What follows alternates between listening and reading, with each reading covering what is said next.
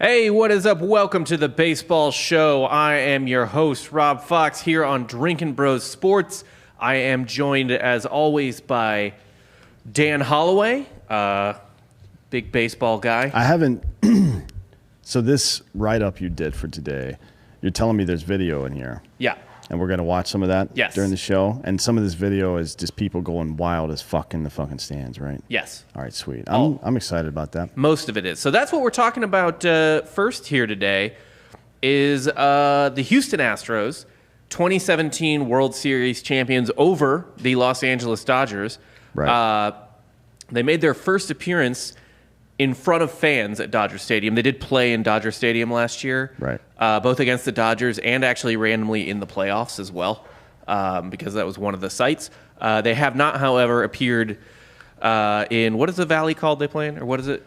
Chavez Ravine? Chavez Ravine. They haven't appeared in Chavez Ravine with fans in front of them until this week. And since the cheating scandal was uncovered, and Dodger fans... they were real fucking ready. They were really, really fucking That's excited. been pent up for a while, man, to be honest. Like, they didn't get an opportunity because of COVID this past year. I thought maybe winning the World Series would have taken a little bit of the sting off, but I guess not. No, well, I guess part of it is maybe that it prevented a sort of dynasty situation, potentially. Maybe. I could see that. Can you? You're gonna watch this stuff, but can you fucking imagine if they hadn't won the World Series last year? It would. You would assume it would have been worse, but this goes back and look. Joe Kelly got embarrassed, but that's what happens, right? You can't. Yeah. Baseball's up and down, man. You're never. As a pitcher, you're expected to win more often than not. But if you're a batter and you're showing out when you do stuff, I mean, most of the time you're gonna lose, right? 70% if you're a Hall of Famer, yeah, you're gonna lose. So. It is, it's dicey to do that. But one of the points I think that Kelly made was that had the fucking leadership in Major League Baseball actually dealt with this problem and suspended players and not just coaches, then all this retaliatory shit would not have happened in the first place. I completely agree with that. 100%. And not just from the players hitting people, but now the fans. And look, the Dodgers have a history in that stadium of fucking murdering fans, literally, from opposing teams. I don't know what happened. I still to this day don't know if that Giants fan is alive. No, he's dead, I think. He was like brain dead or some shit. I think he finally died of his injuries, if I'm not mistaken. And it was a normal guy who was like irreparably damaged. And this wasn't even like, and that happened to a Giants fan. Like, it wasn't even, it's always a rivalry, like the same way the Yankees, Red Sox, Cubs, Cardinals are always a rivalry. But it wasn't like the heat of anything. You know what I mean? Like, it was a regular game, regular season. I don't think they were in much of a pennant race. I don't know. Like, it wasn't like a high stakes situation. It was just like July. And they just beat the shit out of this guy in the parking lot. And that's well established. Like, all baseball fans know about that. And pretty much anyone who's going to a game in LA probably knows the reputation of the bleachers at Dodger Stadium. Right. They're separated from the rest of the stadium. It's a fucking free-for-all out there. Yeah, I mean, security's not getting to you anytime soon. I guess this guy is still alive. His name's Brian Stowe. Still alive, I guess. I don't know. He was in a coma for a while, though. Yeah, I mean, I hope his quality of life is back to where it was before that. But, yeah, so anyway... Dodgers fans were fucking ready. For whatever reason, suicidal Astros fans showed up in Astros gear. And this is what happened. If you want to click that first link, there was an Astros fan sitting in the bleachers. I believe it might be, it was in the bleachers, I think, or near the bleachers. And yeah, if you want to go full screen on that, here is just beer raining down. Someone throws it first. No regard. Like, what the first beer goes, it's playing right now, and the other beers start raining. There's like 20. You can see like right in the front row. There's like children everywhere. Security's already there to get the Astros fan the fuck out of there. Everyone, the other Dodgers fans are like, no, stop. You can see the Astros fan back in the, like a couple rows down. The guy kind of swinging around down there. That's right field there. This is actually not the bleachers. This is right next to the bleachers, I think. Yeah. All right, if you want to pull the next one up. So there's fights. This one is the same guy. Now he's being up. This one you need what? He's being escorted up the steps. Just a second link. I put them in order. The Reddit one? Yeah, the Reddit one. The Astros fan security's like, we gotta get this guy the fuck out of here. This is no place for a human being. Yeah. Probably not a great idea to come to the first one rocking your Astros gear. No. This is the same. This is the viewpoint from above. This is the same scene, just a higher view. It gets closer. Because you can see that dude in the gray backwards hat with his hands raised above his head. Here comes this guy coming up, talking shit. Fucking some other guy of equal size. Why would you commit battery when you know there's cameras pointed at you? Everywhere. Hundreds of cameras. That's fucking stupid, man. This Astros fan is pretty rightfully furious. I don't think he did anything other than just respond to shit being talked. Yeah, it seems like it. And now Dodgers fans are just fighting each other. Oh yeah, I mean that's how Philly goes too. Like Philly fans will start a fight with the other side, and then all of a sudden end up fighting each other. It's like two fat white women bouncing and what fucking, and just not actually fighting each other, but bouncing into each other. It's true. Once we get into a rage of fit. Like a fit of rage. It's just it has to be whatever's in our way. It has to be satisfied with blood. It's just meat and blood. What's that old? There's an old Japanese Japanese saying about it. Once my blade leaves its sheath, it has to see blood before it returns, or something like that. I don't know what it is, but that's how you define a Philly fan. Yes, to be honest, and even if it's two men fighting, at some point, some fat white woman's going to come over the top and try and punch the dude in his face from out of nowhere. Look, L.A. is disintegrating completely into madness. You know what I mean? Yeah. It's just there's nothing left there to do. Everybody's fucking homeless or a lunatic. Or an angry Doyer fan. There's one more, the Twitter one down there. This is another one. I want to know how you'd react to this, because this one started out seeming like the Astros fan was kind of taking this in stride, and then the guy just took it too far. I don't know if you'll get sound on this one or not, but it's fine. They're yelling the famed Mexican soccer chant. Olé? No, the one they yell at the opposing goalie when it's just the gay slur in Spanish. I forget. Oh yeah. Pendejo or some shit, or not Punto, something like that. Something? Yeah. I don't speak English. It's in the doc. Did you close it? Yeah, by accident. It's in my email. Did you close the whole thing? It's in my email. Anyway, I will say this. My takeaway from this whole thing, we'll show this picture in a second too. They also put Astros baseball cards in the urinals. It's like someone just went around the stadium putting... Whatever. No, I love that. That's fine. My main takeaway from this is LA's a great baseball town. Yeah. I mean, it's a basketball city. They don't care about any other sport there until the team's good.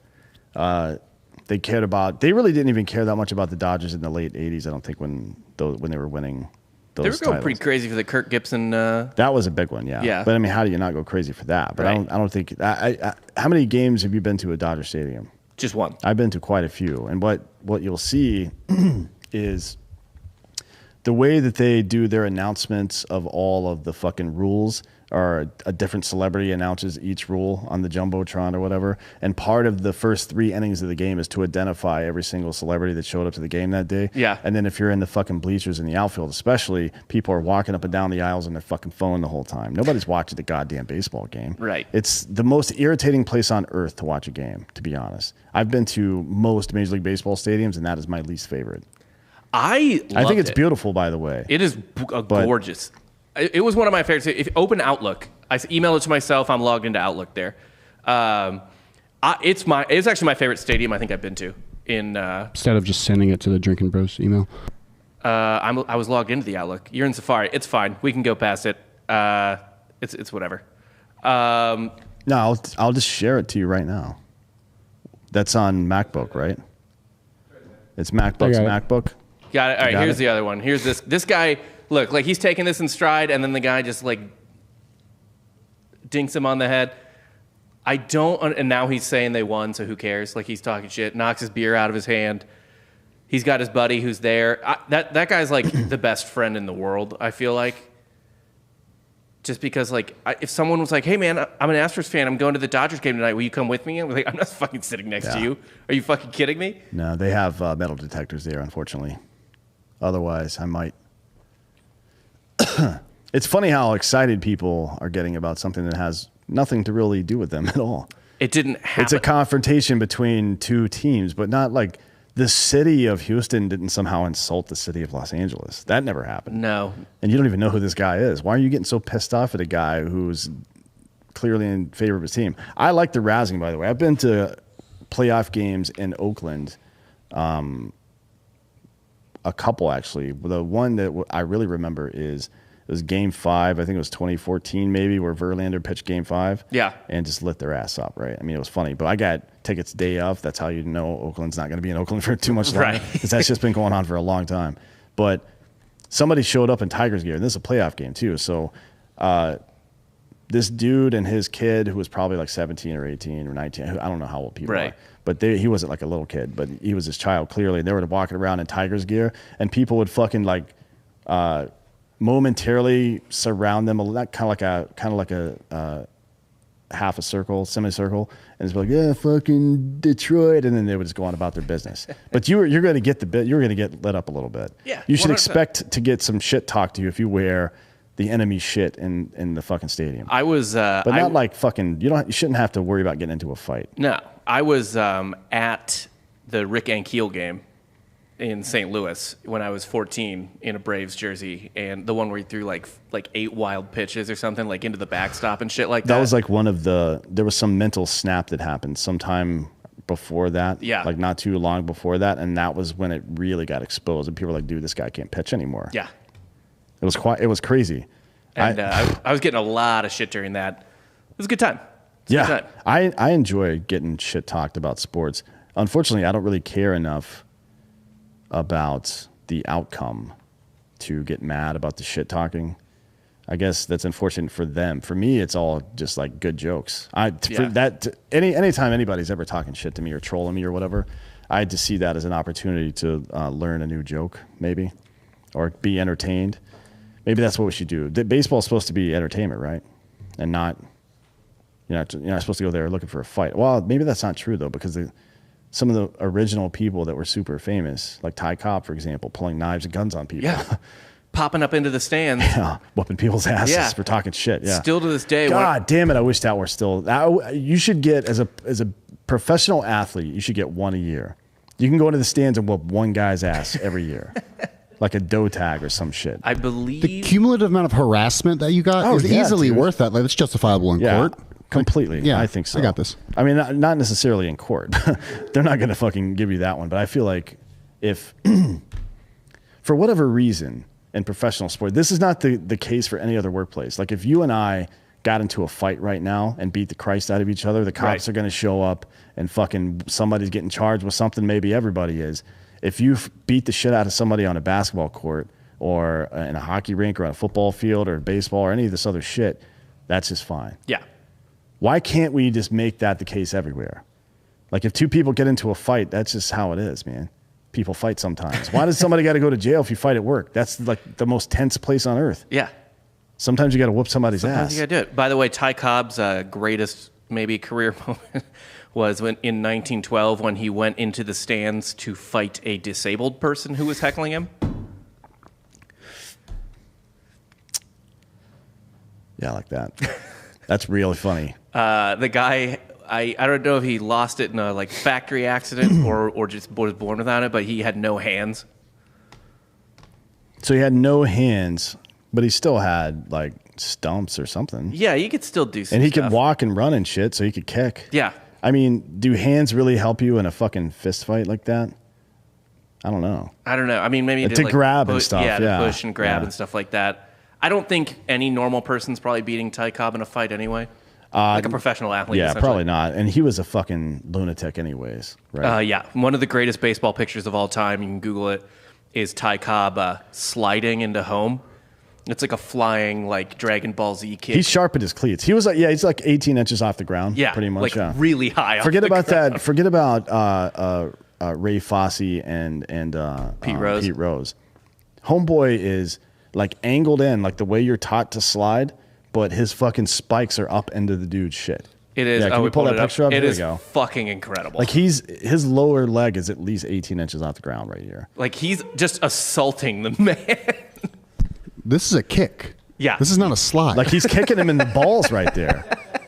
Like, yeah, fuck you. It's one of the greatest. I want that like. That looks like Liu Kang from the original Mortal Kombat. Are you fucking kidding me? I love that he's in the Hall of Fame, and then we question people like Kurt Schilling. I know, right? Kurt Schilling said some mean stuff. This dude's like carrying a gun around saying the N-word and shit.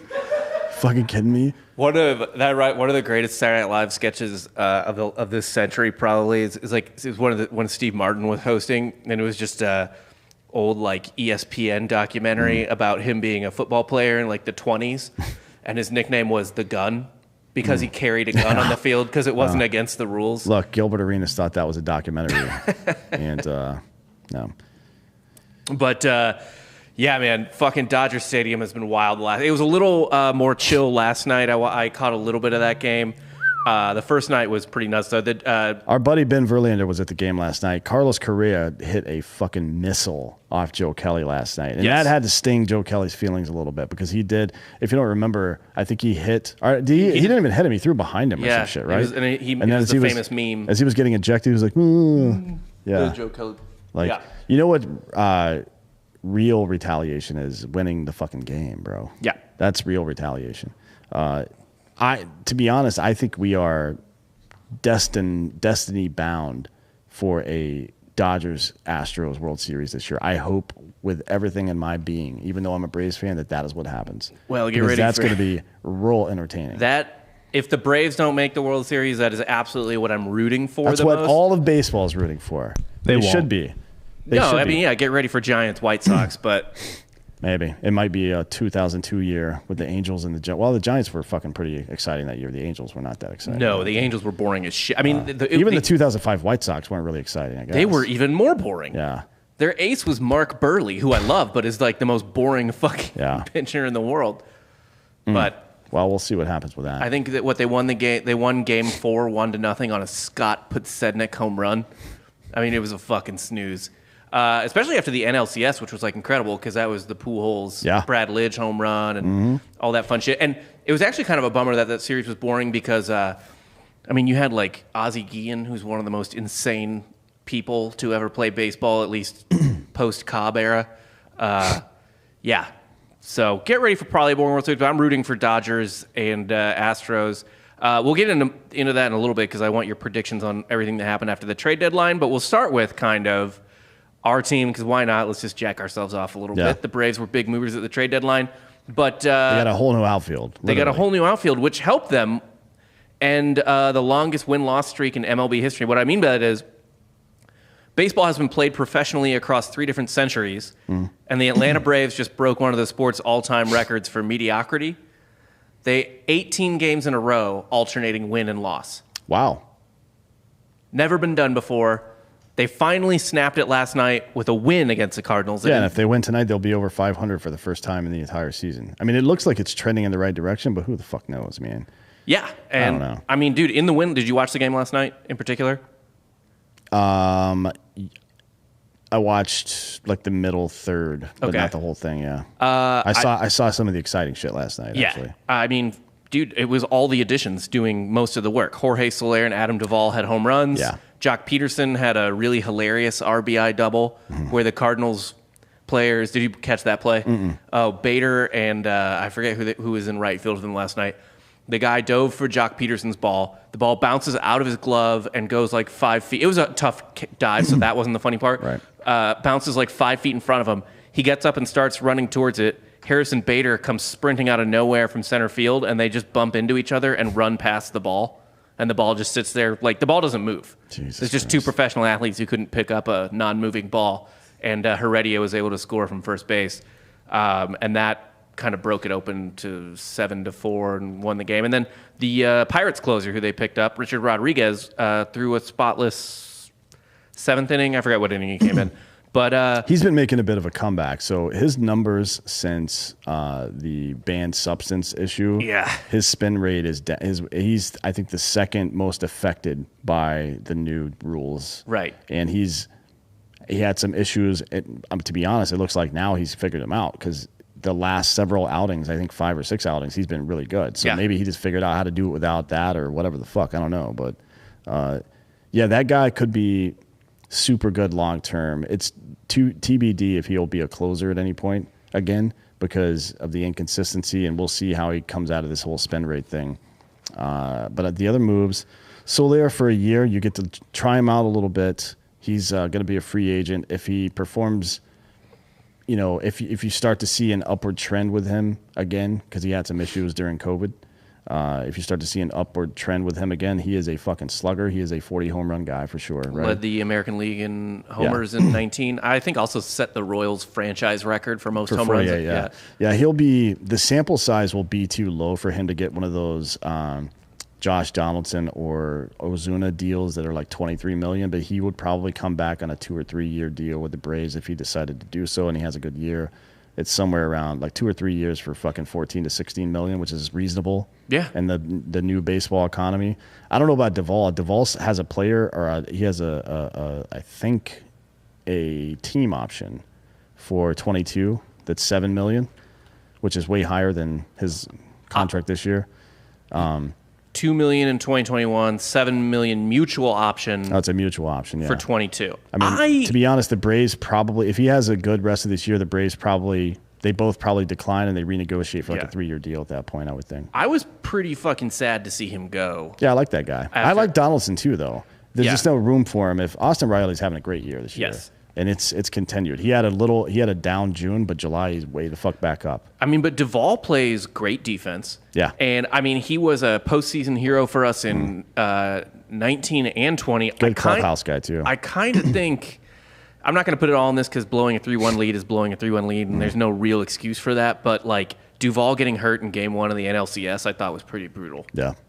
Because you replace him, and he was on fire with Christian Pache, who can't even crack the major league roster this year. Yeah, I don't think that dude's going to make it. No, I don't either. To be honest, he's a great defender, but he's not. He just can't hit. He's not seeing the ball. Something's wrong with his eyes. Maybe he just can't. Maybe he doesn't see the spin of the ball. There's something going on that's keeping him from making consistent, solid contact. Right. He's been in professional baseball for a while now. The difference between double and AAA and the majors is just consistency. And he clearly, I mean, he's still young, though. Who knows? Maybe at 24 he comes out. Yeah. We have these expectations out of these people that get signed early that they're going to fucking be ready. But the average Major League Baseball player starts to hit their stride at the 0 wins above replacement level sometime around 24, 25 typically, not at 21. Like these people that we see, like Tatis Jr., Vlagaro Jr., Acuna Jr., all juniors, by the way, hitting their stride at those young ages, that's not typical. No, and you shouldn't expect that. You can't even really expect. Pete Alonso was 26 his first great year, I think, right? You can't even really expect like a NFL and like obviously not NBA situation because those guys are all like the good ones are all usually very good at like 18, 19. But like you can't even expect like an NFL situation where like I'm sure Devonta Smith from Bama or whatever. Yeah. Like, yeah, I'm sure he'll fucking crush it this year. He's probably like 20, 21, 22 maybe. Like a baseball player being great even at 22 is insane. Let alone like Acuna and them doing it at 19. Yeah. Soto doing it at fucking 19. Like that's obscene. Like no one does that. It is, yeah. I mean, that's the thing with Riley. A lot of Braves fans were ready to give up on that dude after last season, right? Yeah. Which was weird because you shouldn't take anything out of the 2020 season. Just jettison anything you think you may have learned in that year, just fucking throw that away because none of that shit is staying consistent into 2021 for the most part. There's some people who started a downtrend that's continuing, but there's way more outliers than there are fucking careers that got fucked up by that shit. So Riley was 23. He's 24 this year, and you add fucking Chipper Jones to that equation, obviously giving him daily hitting tips. Yeah. Now he's hitting 290, 22. He's going to hit 30 home runs this year. He may crack 100 RBI if he gets hot. His WRC plus is, I think, top 30 in the league right now, if I'm not mistaken. So he is fucking lighting it up. So what do you think of these moves in a nutshell? Because essentially the Braves, if they were going to make moves, had two options, and they had to get a new outfield because they literally didn't have 9 players. Right. So instead of chasing after Chris Bryant or maybe trying to make like 2 huge moves, they kind of moneyballed it a bit. They kind of moneyballed 2.0. I don't remember. You actually might have been living in Oakland when this happened, when the first iteration of Billy Bean's upgrades were... They had no money. Yeah, well, they never had money. But the first iteration of Billy Bean's upgrades, the one in the movie Moneyball, the one Bill James wrote about, was on base percentage, right? Right. Again, in I think at the start of the 2010s decade, mid-2010s decade, probably around the time Moneyball came out as a movie, they had switched to fly ball rate and launch angle and exit velocity. And it seems like that's exactly what Anthopoulos went after with this Braves outfield, was just raw power. Right. Because Soler and Duvall and the Cleveland the Braves, I heard this on the broadcast last night, actually. I think the Braves, 48% of their runs have been scored in home runs this year. I think what's his name? The little guy. Kirkshin. Yeah. I think he said that last night. Yes. Second highest only to the Giants. I mean, that's wild, man. Yeah. And, I mean, Peterson, and I forget, who's the guy they traded for from the Indians as well? The other outfielder? Because they're just going to swap those fucking 4 with... Yeah. The fuck's his name? Hang on, let me look. But either way, all 4 of those dudes are just raw power, kind of low average. They're going to... Rosario. Yeah, they're going to mix and match those dudes in the outfield. I mean, it looks like they're making a run for the playoffs. And there's still stuff that you can do now. Somebody has to clear waivers, I guess. Mm-hmm. But the Braves have the good fortune of being one of the lower-ranked teams that are still in playoff contention. So there's a pretty decent chance if somebody does clear waivers, they'll be able to get them. Yeah. We'll see how that goes. I mean, it's not uncommon to see people move in August, right? It happens. It's way more common now than it was. Yeah, for sure. Yeah. When I was a kid, for sure. Yeah. I remember, and there's been some big ones. I want to say when Larry Walker went to the Cardinals, that was a waiver pickup. And maybe Beltran to the Astros, or was that before the deadline? I don't remember. I don't remember either. That was one of the best trades of all time, by the way. Yeah, he was a fucking murderer in that 04 playoffs or 05. I don't remember. It would have been after. Was it? Did Randy Johnson go to the Astros that year as well? He was 04. He was like. I don't know. Yeah. Anyway, Beltran was 04. The 2004 playoffs. So he was out in the NLCS. They lost to the Cardinals. But yeah, he hit 435 with a 1500 OPS. Yeah, man. Yeah, he lit it up. Not too fucking bad. But as far as how I grade some of this stuff, now they lost Bryce Wilson. I thought that was somebody they could afford to lose. Yeah. Not that he's not. I think he's going to be a middle rotation starting pitcher in Major League Baseball for probably a decade or so. If I had to guess, he's a big body guy, so maybe longer. Sturdy. It depends on if he gets fat or stays lean. You know what I mean? Because he looks like he could get fat. Yeah, and that'll affect some things. But we'll see about that one. But Max Fried, Ian Anderson, Mike Soroka, and Kyle Muller are the fucking future of this rotation. Yeah, they are all exceptional pitchers that all could be #1 starters within the next 2 to 3 years on any team in Major League Baseball. Mm-hmm. Like they all have that level of talent. So you wonder what the Braves are going to do now, right? That's what I ask. It's not so much about how I order or how I fucking look at these specific trades, because some of them are rentals. You'd probably think, right? Like I don't know how long Peterson's going to play there. He's got a little time left on his. Duvall's got the option, and I think there's a good chance the Duvall option gets declined, but they do a 2 or 3 year deal after that. I would genuinely like them to keep Duvall. Yeah.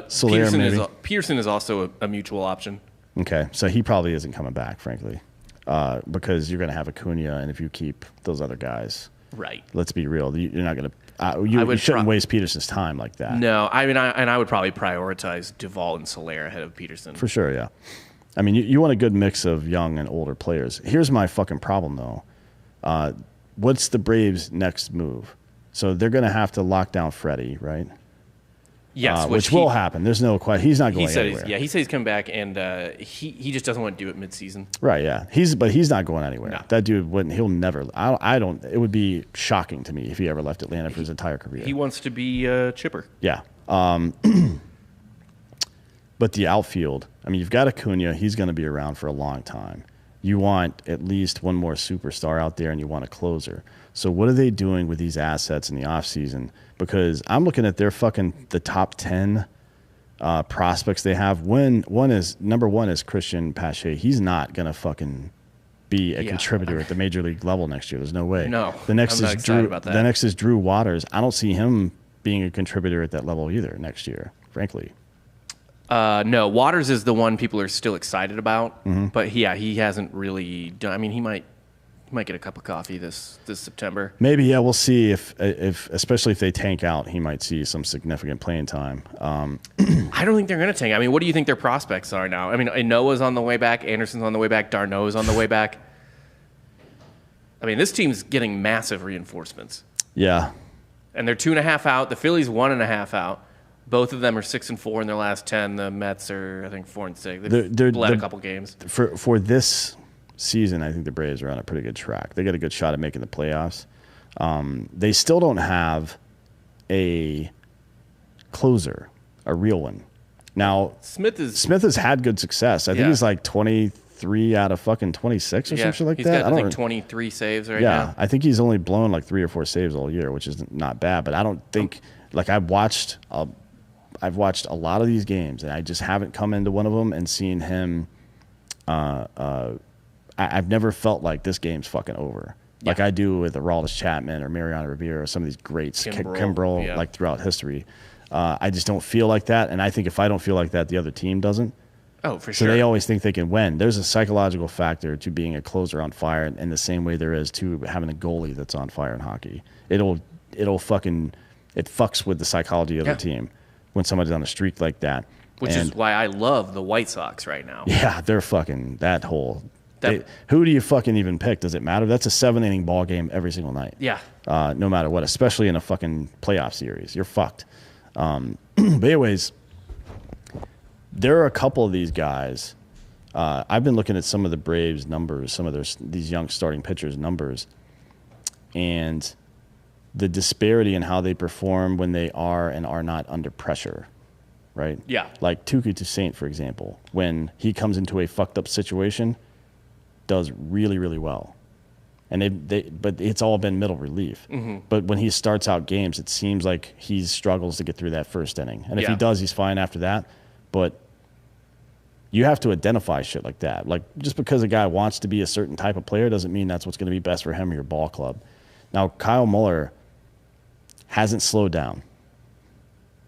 I'm looking at these starts from this kid that nobody's ever seen before. Hold on, let me fucking expand this shit. I'm looking at all of his starts for this year. Atlanta's had that every year for the last 3 or 4 years. One guy, like Soroka, and then in 2019, I guess. Fried came back last year. And then kind of Anderson last year as well. And then, now fucking Muller is doing this shit. And then Noah was before he punched the fucking bench. Muller he's only given up more than 2 runs in one game this season. Out of the, 8 he's pitched. So 1 out of 8, he gives up more than 2 runs. He's not going deep into ball games just yet, but, I mean, he's a big guy, 6'7", 250. I don't think that's going to be a problem. No. He's in the way he throws, it's not going to be a problem for him. What I'm saying is, I don't think the Braves have the prospects on the hitting side that are going to get the job done. They need to start getting rid of some of these pitchers. Yeah. Like, they have to, I think. For prospects or for major leaguers? For Major League Baseball players. Like, right now. They need to be, whomever the free agent class is in this upcoming year, the Braves need to be fucking aggressive. They need to get a closer, and they need to get probably a center fielder, to be honest, if they could get one. Yeah. I mean, I don't want Acuna playing that position. No. The infield's good to go. Yeah, I mean, you could certainly improve on shortstop, right? If there's somebody in the market, like if a Tim Anderson became available for some reason, but I don't think there are any marquee shortstops available. And he plays great defense. Swanson's got an outside shot at 30 home runs this year. Yeah. Plays good defense. And he's one of the team main guys on the team. I don't want to get rid of Dansby Swanson, and there's nowhere else to put him if you move someone else around. Yeah, I mean, and Ozzy's not going anywhere. He's signed up. I think he actually signed a longer deal than Acuna, right? This is the deal's 10 years. Riley's not. He was 7.35, I think. He was 7, and Acuna signed 8, right? But it was an extension to his rookie contract. Yeah. Riley's not going anywhere. Freddie's not going anywhere. That infield's pretty set, and that's not a bad thing. I mean, consistency's good. They play very good team defense as well, which helps, especially if you're leaning on pitching like that. But you don't want to lean so hard that you don't have a fucking lineup, motherfucker. Yeah.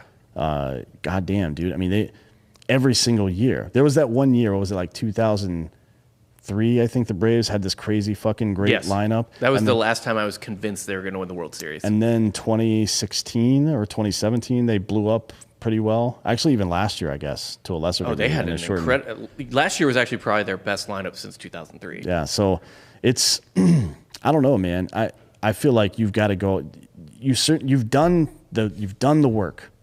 Right. General, like Anthopoulos, or however you say his goddamn name, he has done the work. It is time for whomever owns that team. What is it, Warner fucking Media? Liberty Media. Liberty Media, that is owned by Warner Media, I believe. Something like that.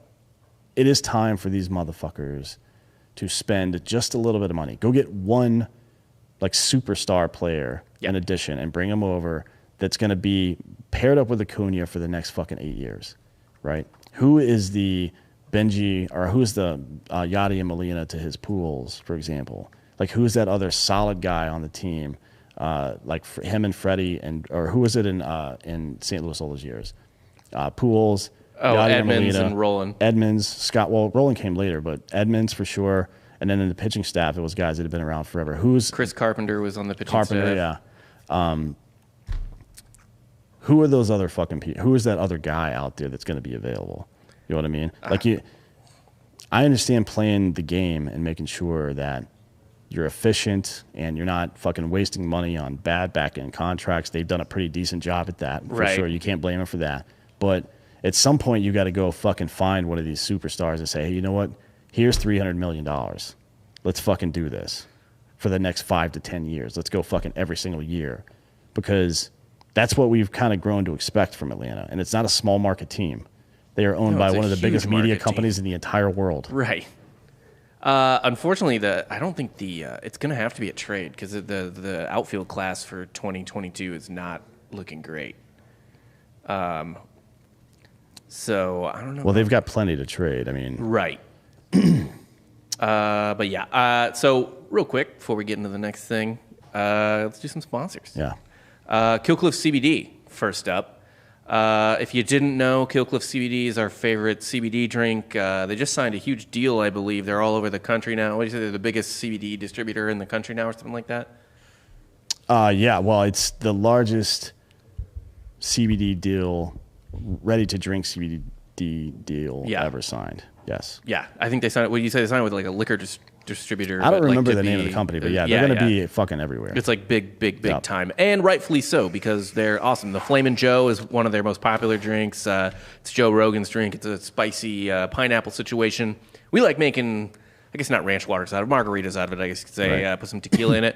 Go to killcliff.com to live your life full of flavor. It was developed by a U.S. Navy SEAL. Gives you all the benefits you need without sacrificing flavor. You can overcome any obstacle with Killcliff CBD recovery drinks. They've got... it is a good recovery drink, too. It's not just CBD. It's electrolytes, all that fun stuff.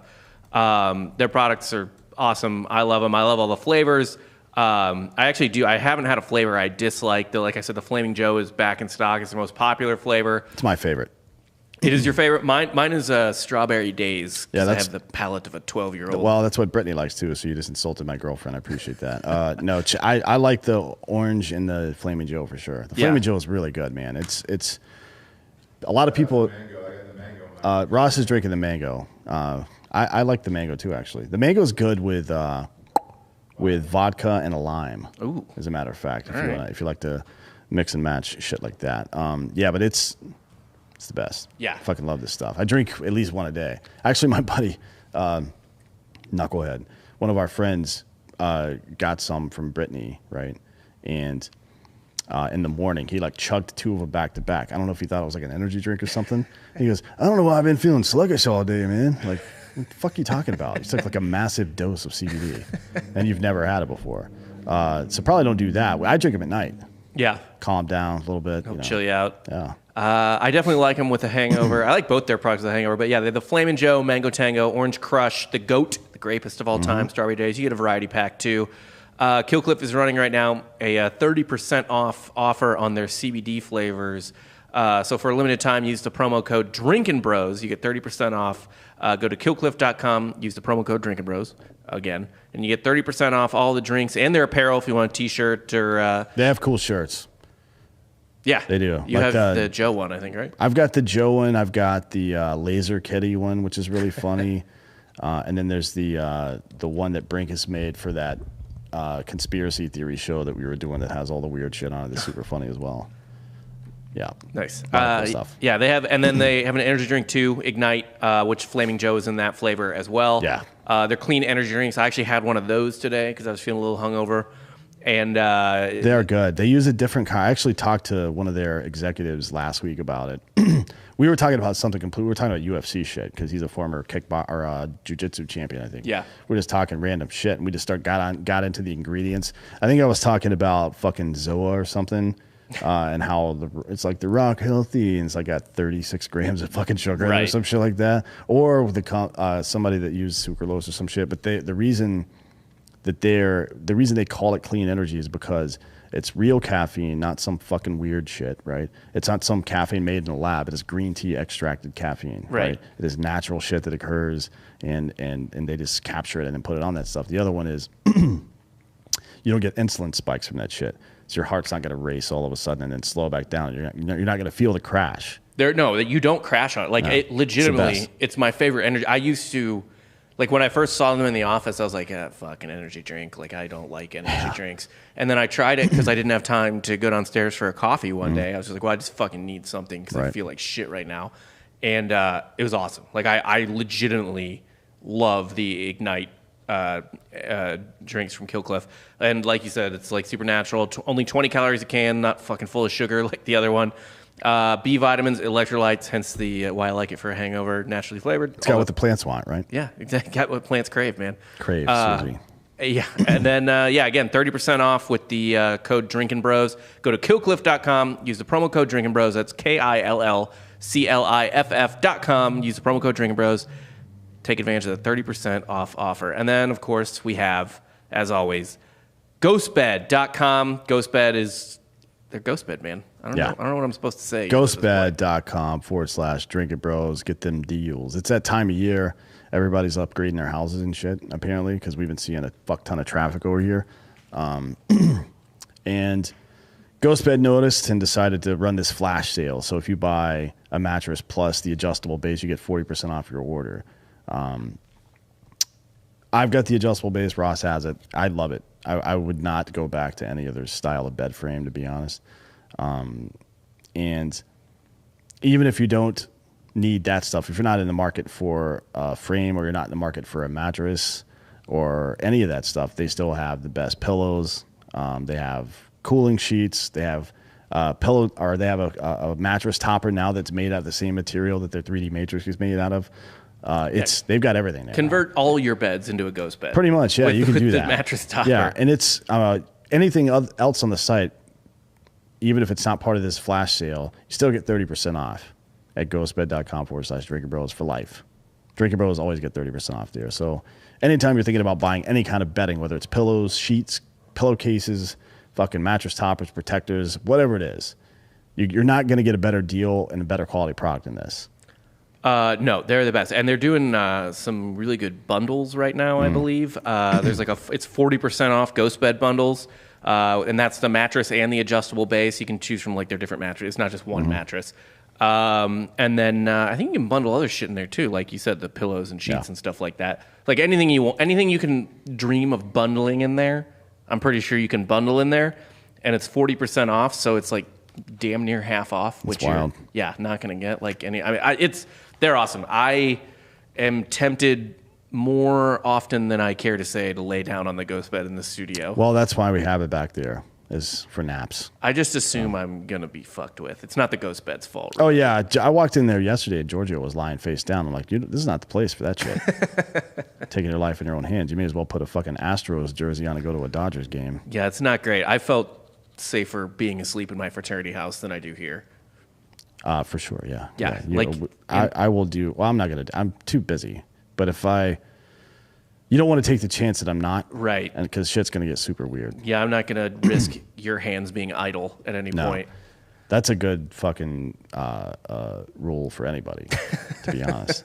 Just keep me distracted like a fucking cat with keys or something like that, or a baby with keys. I agree. Anyways, more trades that happened.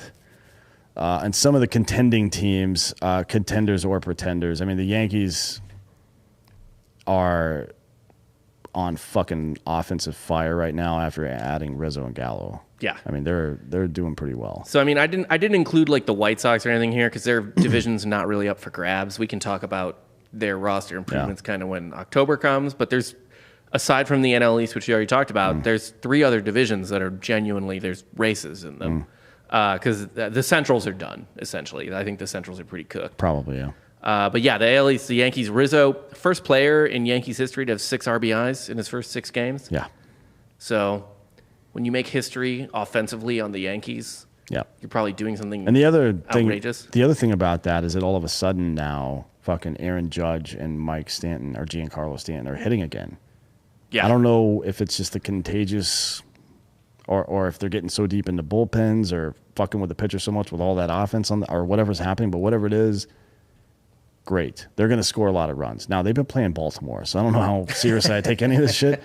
Their pitching staff is still dog shit, frankly. Yes, complete dog shit. Once you get past Garrett Cole, who is currently out, it's a fucking coin flip every single night. So, yeah, they're going to score a bunch of runs. They're not that far out of the fucking lead either. There's a very real chance they could fucking win this division. Yeah, what are they? 6 out of the division and much closer in the wild card. Yeah. And you don't. If they get a wild card, like, okay, it's a 1-game series. Yeah, their pitching staff sucks, but you're facing Cole, so yeah. I mean, it's not fucking ideal. They can get one at least, probably. Also, the Red Sox added a couple guys to the bullpen. They also added, more importantly, I think, Kyle Schwarber, who had been on fire up until that point. Had one of the best home run months of all time. Yeah. I'm not sure. He's the first guy in the non-steroid era, I think, to have back-to-back 12-plus home run months, I think, or something like that. Something ridiculous like that. But yeah, he had 12 and 13 in the last 2 months. But they didn't add much. If I was a Red Sox fan right now, I'd be kind of pissed. Yeah, you would think if you get that lucky, maybe luck's not the right word, but if you get that fortunate out of the gate, you got to take advantage of it, right? You would think if you're a franchise like the Red Sox who have experienced a real drought and winning, right, like a real one, like 100-year drought. Yeah, I feel like you probably got to jump on that opportunity.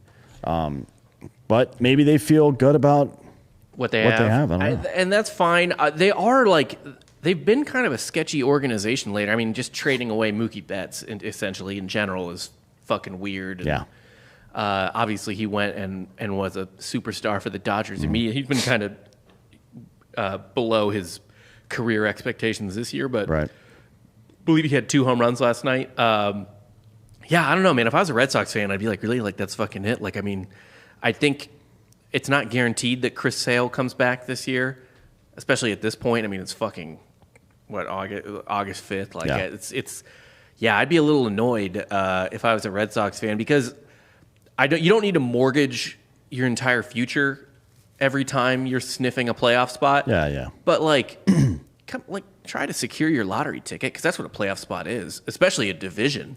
Maybe they feel like they're too far away that one of those moves would have really put them over, even though they're in the lead right now because their lead has been shrinking over the last month or two. Yeah.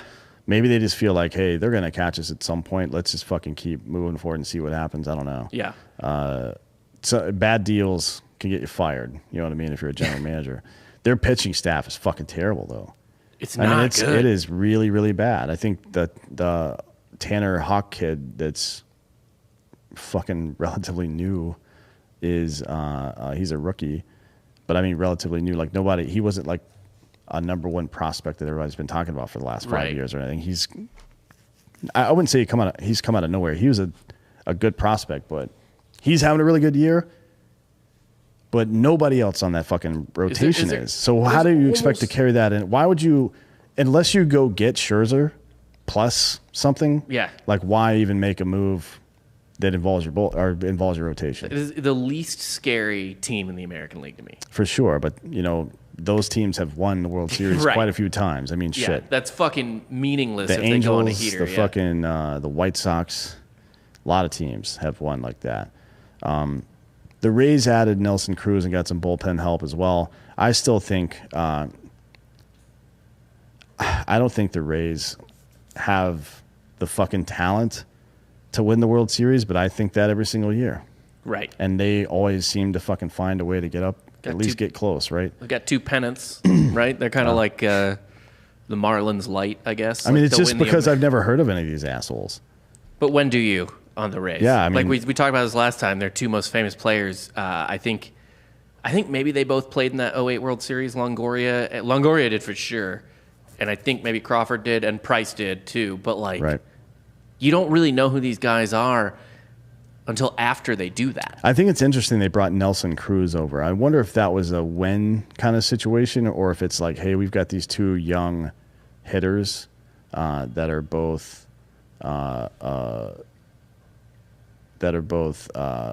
from the Caribbean area. Yeah. Maybe Cruz, who is fucking he's lasted a very long time in Major League Baseball. Maybe he's mentoring them. Maybe he's Chipper Jonesing them while they're here. They're both DR guys. He's a Cuba guy. I don't know if that's a problem. All right, I'm sorry. He's a DR guy, and fucking they're both Cuban. Wander Franco is from the DR. Rosarina is Cuban. But those guys, Franco and Rosarina, have a lot of potential. Maybe that's what that is. I don't know. Because I don't see Nelson Cruz being the guy that puts you, if that's your only, I mean, they did get some bullpen help, I guess. But if that's your big move, did you really make a big move? But then again, does Tampa Bay ever make a big move? Right. The answer is no. I was surprised at that one, to be honest. Yeah, that's got to be their biggest trade incoming. I guess, man. Almost I don't ever. know. I don't know what else it would be. The only 2 players I can remember being more famous that came to the Rays, that didn't come up through the Rays. Well, Jose Canseco, I guess, but that was a free agent signing, right? Canseco, Boggs, and that's right. Wade Boggs did play this. And McGriff. That's weird. Yeah. And Fred McGriff, yeah, he should have played one more year. Was he got like 491 home runs? Yes. You kidding me? Yeah. The fuck out there and hit 500 home runs. He still wouldn't be in the Hall of Fame even if he had 500. They hate him for some reason. That's fucked up. I have no idea. He's an absolute Hall of Famer. Yeah, he is a great fucking baseball player. Him and Keith Hernandez should be in the Hall of Fame too. I don't know about Mr. Mustachio over there. He had like 260 for his career, didn't he? I think he's kind of like an Ozzie Smith situation, like the greatest defensive first baseman of all time. But he was really good, yeah. But that move was weird. The AL West did some stuff. Again, we're not talking about the Central, really, although the White Sox added one of the other premier closers in baseball. Right. So it's like, fuck, man. We'll see what happens there. The A's got Starling Marte and Yan Gomes. They'll both spend 1 year there before that team gets moved somewhere else. Yep. Houston just made some bullpen moves. I don't think those moves, Marte and Gomes, those are just like, that's classic fucking value add Billy Bean bullshit. You know what I mean? I want to say Oakland did add some bullpen help as well. I mean, they did the normal stuff. Yeah. They always do that. Like Ricardo Rincon in fucking 2001, that deal that for Carlos Pena. Yeah. Or whatever the fuck happened there. Actually, they got Rincon from Philly, and then Pena they just cut, right? Or they traded him to Detroit. That's right. Pena was traded to the Detroit. Rays. He was traded to Detroit first, then the Rays, right? Okay, yeah. He ended up on the Rays. Yeah. I know that. So I don't really care about any of that stuff in the AL West. I don't think any of those people are contenders. I don't think anybody out of the AL West has any shot at all at winning the pennant, frankly. You don't think Houston has a shot? No. Or I'm sorry, other than Houston. Okay. Like I don't think there's any reason to pay attention to Oakland or fucking definitely not any of the other teams. Right. I mean, Oakland's only 4.5 out. For sure, yeah. But come on, man. I mean, Oakland's not going to beat. Let's say it comes down to it. Oakland will likely have to play a play-in game because of the teams in the AL East. Yeah. So they would have to be in a play-in game, which is fine, but Verlander's not back yet, so you throw your one fucking stud out there in that game, you would imagine, right? Yes. You throw Greinke out, or Greinke, what the fuck? It'd be Greinke or McCullers, right? You throw Greinke out there if Houston has to play it. But the other guy, who's that guy third in their rotation? He's actually having a... Odorizzi, or no? No, it's the other guy. Maybe it's the fourth guy in the rotation. Look it up. I know he's having a really good year. I keep checking back in on him. But anyways, Seattle made a weird move We talked about that last week with that I guy. have no faith in the Mariners. I just don't care. The Angels just don't fucking know how to win baseball games. No. They're good. They're like a fucking pickup team, basically. Like dudes are going to hit home runs, long ones, do incredibly athletic shit, but nobody's going to win anything. Anthony Rendon out for the season as of like 2 days ago. Yeah. That team. He's been fucked up all year, though. Yeah. Who is it? Is it Garcia on their team? Yeah, he's got a 3.49 ERA. Yeah, young kid from Venezuela. He's got a really live arm. I like that dude a lot. So he could be, I mean, maybe they develop and stuff like that, but even the point of all that was even Houston, I think, is going to be, they're going to have problems navigating through this shit. So I don't really care too much about the AL West other than Houston. Houston obviously has a shot. Oakland has no shot at winning. There's no fucking way. Like who's even in their rotation now? Houston or the A's in Oakland? Yeah, dude, who fucking cares? Sean Manea. Yeah, I mean, he's having a good year. Oakland's Oakland. Like it doesn't, But usually they have a guy or two up at the front of that rotation that are pretty good. These dudes, I mean, the first two guys are having good years. I just have no idea who they are. Yeah. So who knows? Maybe, but I just don't see Oakland making a run. Frankly, I see Houston coming out of that division pretty unscathed. The White Sox, it's going to be tough to beat them in a series with two closers that are both hot at the same time on a team like that. Two great starters. Maybe they don't start. Maybe they don't stay that way because closers need to be challenged and shit. You know what I mean? Yeah. I don't know, but if it works out the way you would expect it to work out, it's going to be hard for any of these teams. And to be honest, a team that plays calculated baseball like the Rays might have the best chance against a team like the White Sox. The American League feels just matchup style. Yeah, the American League feels pretty wide open. Yeah. Although I will say, the White Sox feel like the favorite to me right now. I think the books still had the Astros before the trade deadline. Actually, I'll check the odds right now. Yeah, got MyBookie. Yeah, on mybookie.com. Yeah, the Astros are still a favorite, plus 200. The White Sox are plus 275. That's closer than it was. Yeah. I think it was 200 and 400 the last time I looked. Weirdly, the Rays have worse odds than the Red Sox, as of 3 days ago, anyway. So that's fucking weird. I would definitely take the Rays over the Red Sox there.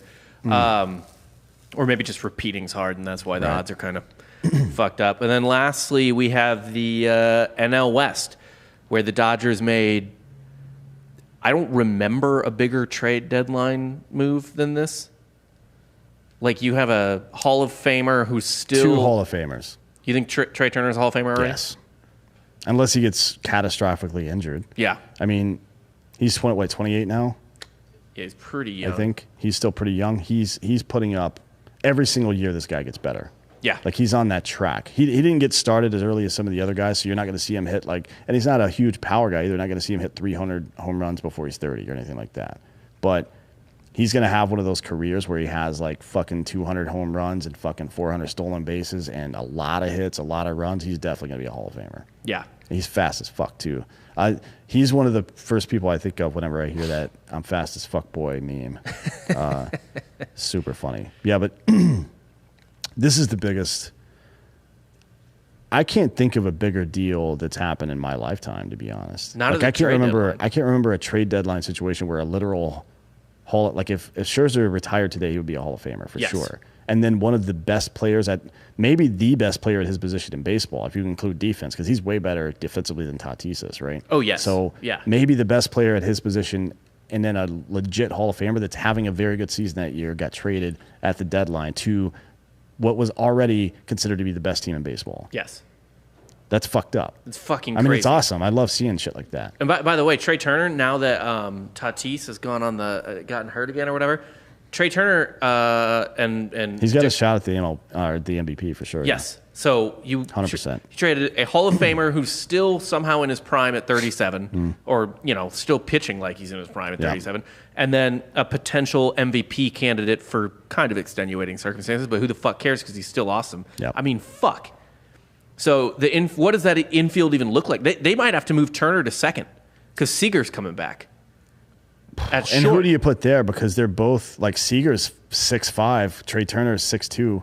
Yeah. They're two big body shortstop dudes. It's like fucking they're not Cal Ripken. I guess Seager actually is Cal Ripken size. Yeah. Trey Turner's a little bit more Jeter-esque, I guess. He's 6'1", 6'2". Yeah. And by the way, that means 2 of the top 3 or 4 MVP candidates now are on the right side of the Dodger infield. Well, if you include, just on the right side of their infield. If you include, like to be honest,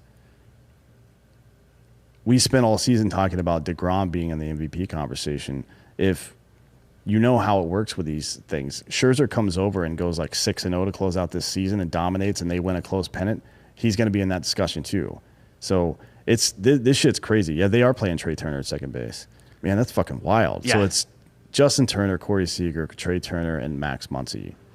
There's not an easy out in that pool. Max Muncy makes you work.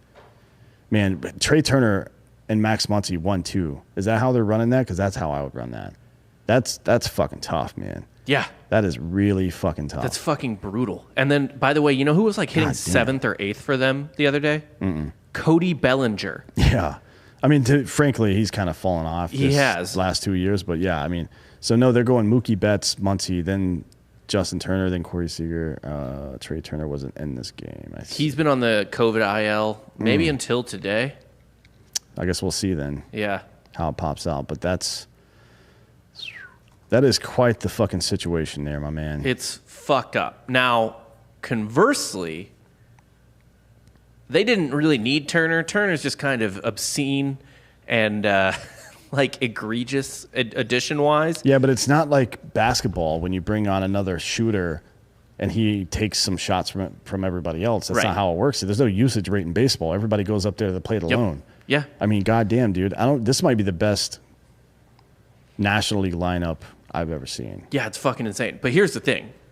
They needed Scherzer. Because their rotation... It's fucked, It's not fucking good. I mean, now they have 3 guys again, right?